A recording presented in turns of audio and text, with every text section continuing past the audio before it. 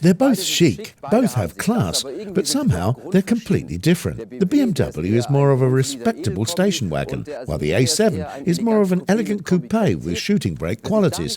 Mercedes have come up with a great solution for those who can't decide. This here, the CLS, is both a station wagon and a coupé. Wanted, an elegant travel companion with room and comfort. Should it be an estate or a roomy coupé? Mercedes wants to close this niche with their shooting brake.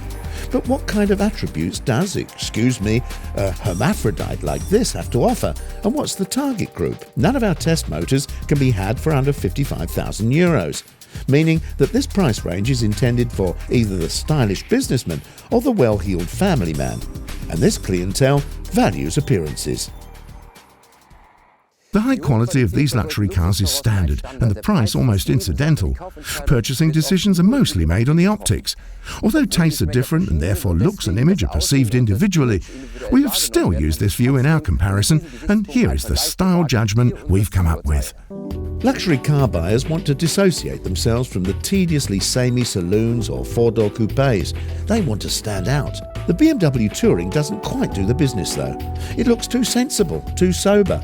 Straight lines, conservative looks underline the mature balance between sporty power and luggage space befitting the model. A roof reminiscent of a bent back plus a squarish rear, and you have the classic station wagon.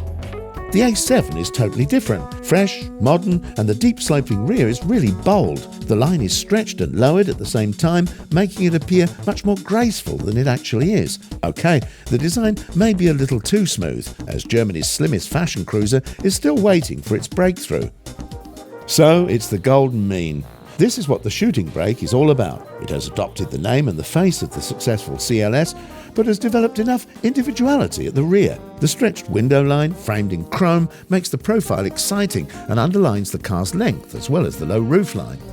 The interiors of all three cars are luxurious, although the Bavarian is the most formal. A clearly defined cockpit, no frilly bits, apart from the instrument cluster.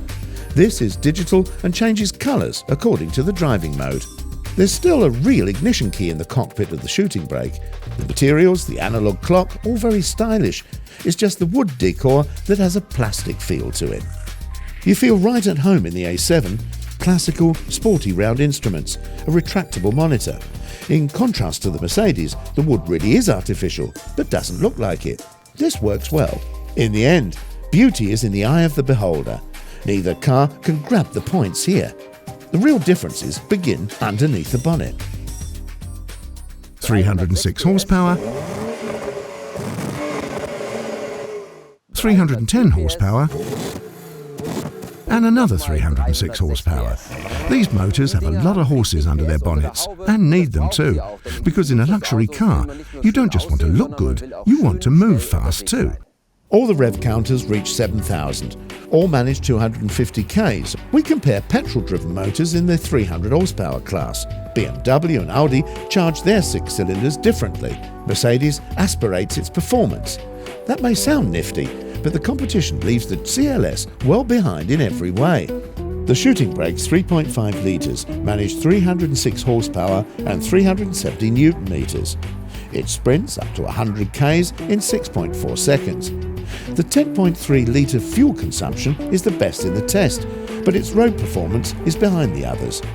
Quick direction changes cause it to push over the front wheels. In manual mode, the 7G Tronic occasionally does a wobbler. The Mercedes is more at home in other disciplines. It cushions uneven surfaces, humps and potholes with ease. The A7 is the complete opposite. He's the sportsman in this comparison. On the data sheet, a V6 compressor with 310 horsepower and 440 newton meters gets top marks under the three opponents. The A7 catapults to 100 in just 6 seconds. But with a consumption of 11.2 litres, it's also the thirstiest of the three and the most fun to drive. You can't wait to do the business with the Shift. With its dynamic steering, sport differential and 19 inches, it's been trimmed for dynamics. Thanks to four-wheel drive, it copes with bends light-footedly. If you like thrashing it out on motorways, then the A7 is your car. The only thing is the adjustable suspension, which only allows the choice between firm and extremely firm. With its driving experience button, the BMW delivers a completely different world. Between Cloud 9 in comfort mode and a beefy Sprint in Sport Plus mode, anything goes. Despite its integral steering, it's a bit sluggish on bends. There's too much weight on the rear axle. The Bavarian has an inline 6-cylinder and 400 Newton meters to get it going. The 535i is the fastest in our test, achieving 100 in under 6 seconds. The 10.4 litre fuel consumption is between the other two. What's missing? The typically rough, seductive sound. A shame, as the fabulous 8-gear automatic deserves a bit of a fanfare. Optics, dynamics, all well and good, but when you open your mouth as wide as this lot here, then there should be something more substantial to back it up. Just how well do these three beauties do? Absolutely cool. The A7 has the biggest trap of them all, but unfortunately not much to substantiate it.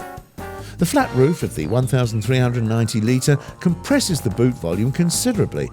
This makes itself noticed in the rear seating comfort. The high belt line and the absence of low side windows coops passengers up. The BMW is a different kettle of fish. Here, passengers can sit and see well, making the car a great holiday companion. It also has the largest boot. When the back bench is folded down, the car has the largest boot and could even be used to move house. The shooting brake definitely cannot do this, although there's not a lot to complain about.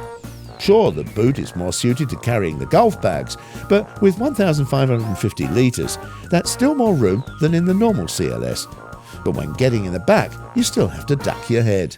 The A7 is a really nice combination of coupé and noble station wagon touring, but the shooting brake loses out due to its high price, which is why the Merc only takes bronze. The A7 is the sportsman of the three in our test. It doesn't really look like a sports car, but drives like one, and unfortunately it's as useful as a sports car too. Not quite enough for our test, I'm afraid, so it's silver for Audi.